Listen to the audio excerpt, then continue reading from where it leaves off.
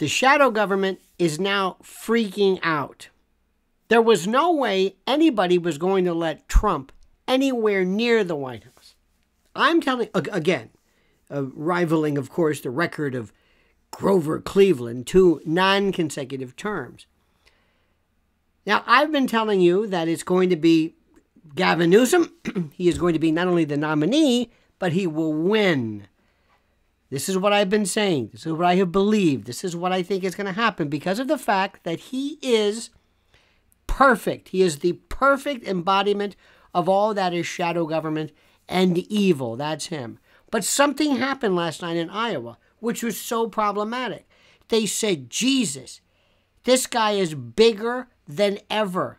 The biggest blowout in the history of the caucuses. Now, they're going to tell you, well, nobody came.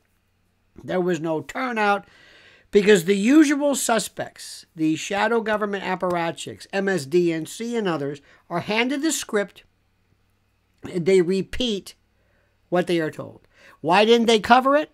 Why didn't they cover this? Because they didn't want to provide a forum of Trump lying. They look at this with a straight face.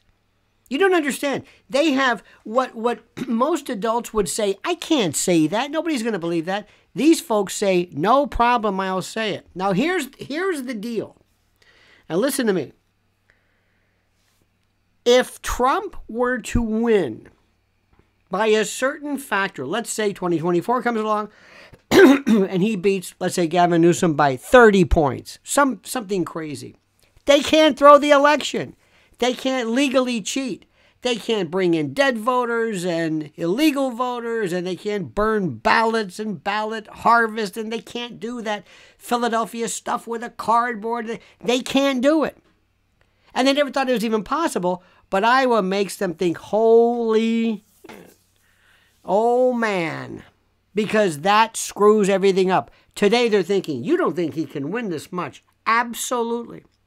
Because when momentum starts, when people start to look at Trump like saying, damn, this guy's great after everything, 2 impeachments. They were even going to go after him and his family using the emoluments clause, which nobody even understands what that is. They went after every square inch of his being, his record. They can't stop him. They hit him with what, 5, 6, 7 charges, 90 counts. What about the Jack Smith case? We haven't even talked about that. And that awful Alvin Bragg case about records for cover-ups. And you got that E. Jean Carroll case. That's a civil matter. I mean, nothing. They threw everything at him. Technically arrested him. Mug shots. And he keeps coming back bigger and better than ever.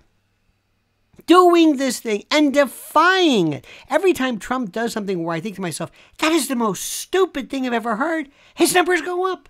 If you and I did it, we'd be, well, we'd be under the jail. Or we would go the way of Nikki Haley, who I despise. And by the way, there's a big list of people that I despise, but I'll get to that later. Now, during the, this is so wild, so work with me on this one, kids.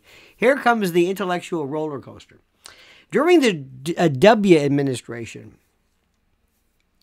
there was a fellow named David Addington. He and Dick Cheney worked on revamping this thing and turbocharging this thing called the unitary executive.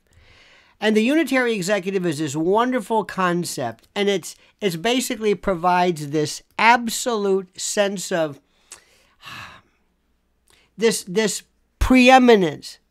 It holds that the president has the authority to fully control the executive branch and enjoys a robust and a centralized form of government up to and including overriding the others. Now remember, separation of powers are one thing. The Constitution pretty much gave it to preeminence to the Article 1, the Congress. Article 2, executive, even Article 3, there was supposed to be this balance. So during W, when he was doing PDDs and presidential daily directives and PDBs and signing statements, where he and Cheney were basically just doing whatever they wanted. The hell with the War Powers Act. The hell with the congressional approval. We're going to do whatever we want because I'm the president. I am the president. As Michael Stipe said, I am Superman and I can do anything. Well, that now was got to put on hold because here comes Trump and they've got to undo that. So they're going to shift into the palace coup method. What does that mean?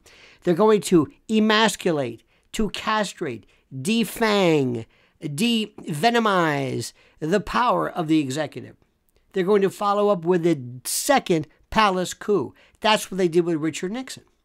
So what you're seeing right now is a bunch of people scared witless, and they are ready to go after Trump using everything up to and including military, a crush, a coup. They're not going to call it a coup. And get this. This is how demented these people are. They're going to say that when Trump waxed jocose with the Shecky Green of news mavens Sean Hannity, they said, are you going to be a dictator? And Trump said, oh, only for day one. And then, I mean, he's kidding.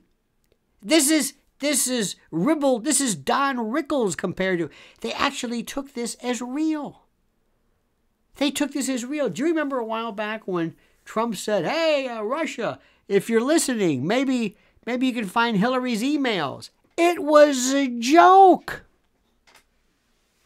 And they actually used it as Trump calling out to his Russian compatriots. These people have no, I don't know what the word is. They have no shame. They have no, I mean, are they kidding? They don't care. One minute they want to elevate Article 2 via unitary executive and then they want to crush it. And that, by the way, is what Nixon was all about. That was what everything was during the Watergate scam. That's what that was. That was a soft coup, a palace coup. That was to emasculate, again, the power of the president. Because remember, who were all those people?